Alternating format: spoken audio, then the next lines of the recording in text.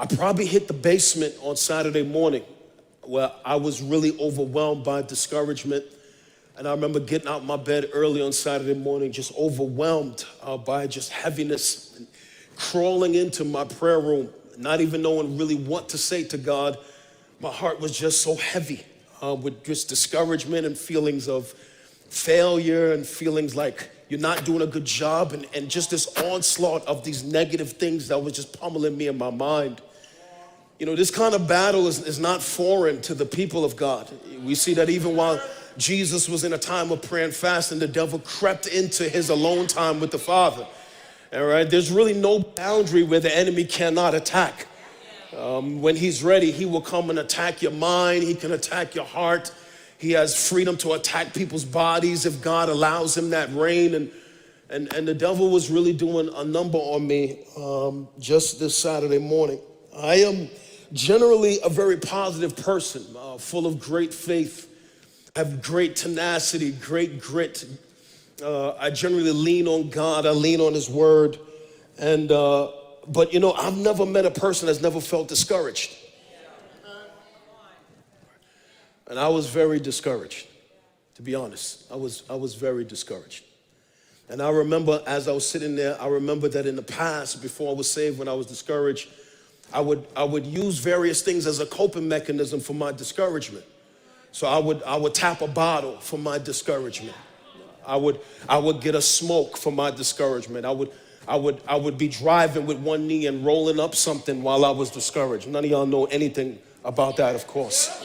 Right, because y'all were born saved. All right, I know. I would go shopping when I was discouraged. I would binge on food when I was discouraged.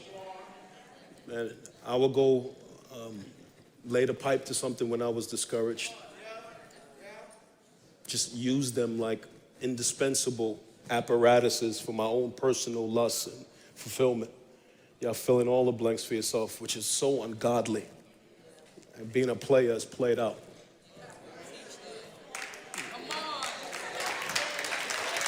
I thought at least the ladies would give me some help on that. Like, it's shameful.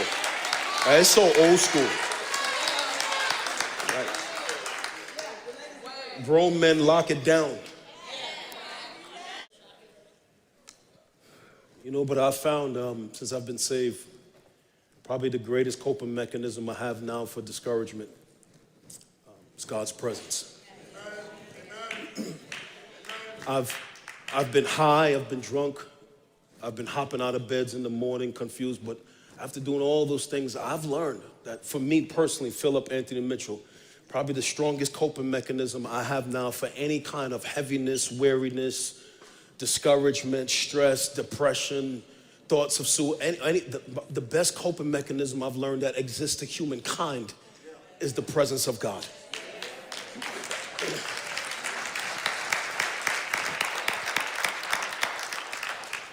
For me, there's no stronger coping mechanism for pain than God's presence.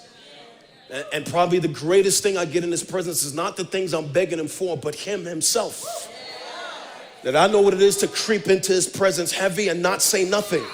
And my eyes just fill with tears because I can feel him all around me, right? Like wrapping me in his arms, although I do not know what to say because I'm so heavy. I don't know who to call. I might be kind of going through social media looking for an encouragement word and can find none, but I could feel his presence around me. I could feel him like wrapping me in his arms. And then I don't know what you know, but I know what it is to just burst into tears. Because although I feel unworthy in that moment, I feel ashamed in that moment, I feel like I sinned against you in that moment, I've dropped the ball in that moment, I don't even know what to say to you in this moment.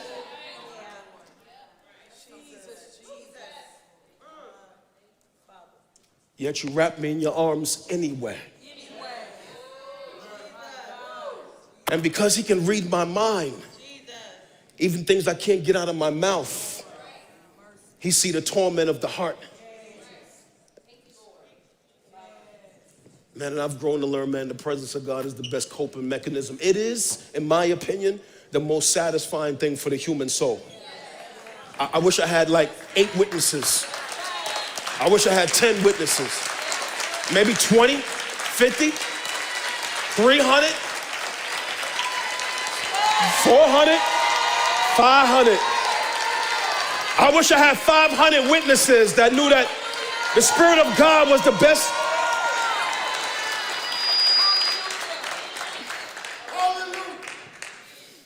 And so when I'm heavy, I carry myself into God's presence. I don't know what you do.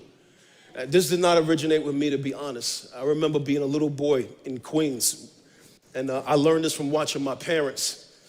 Immigrants from Trinidad, but had a vibrant, powerful prayer life. Shout out to Trinidad. I don't even know how that happened. I remember being really little, 5, 6, 7.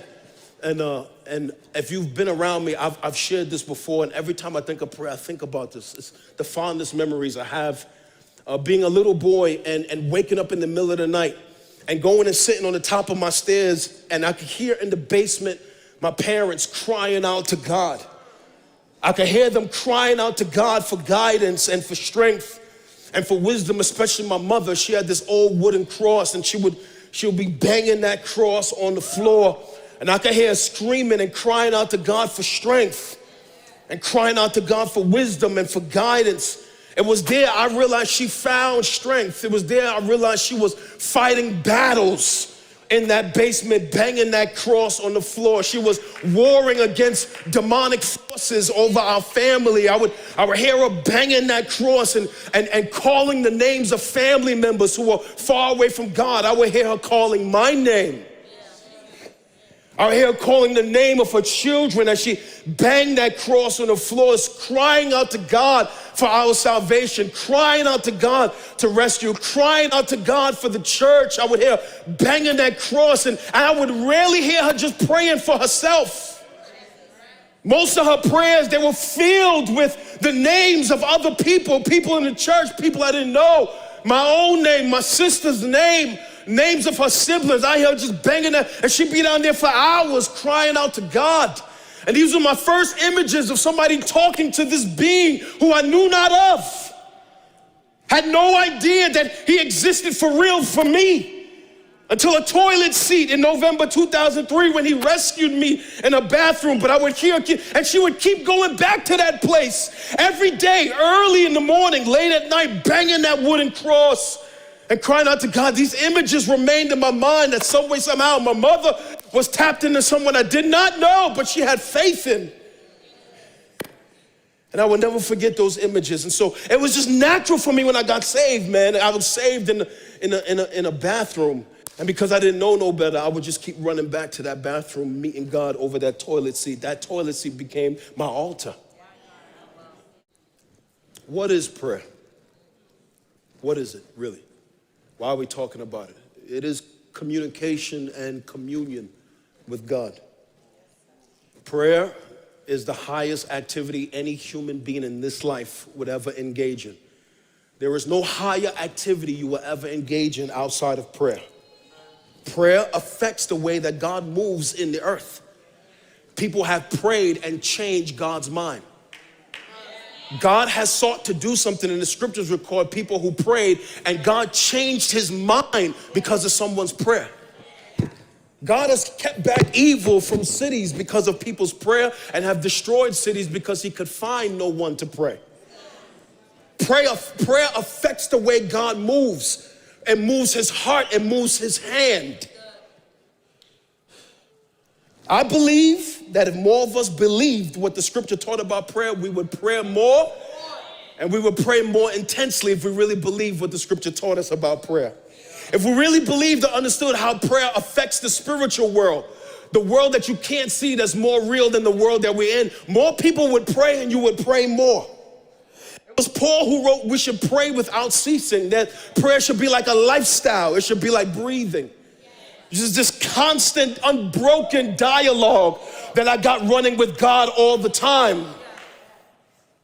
It was James who wrote, some of you are jealous all the time and always full of envy. You're always looking at what other people have. And the reason is you have not because you ask not.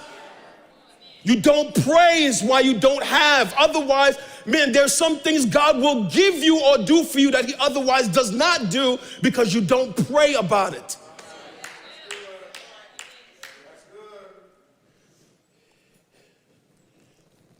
The most valuable thing we get in prayer is God himself. It's intimacy with God.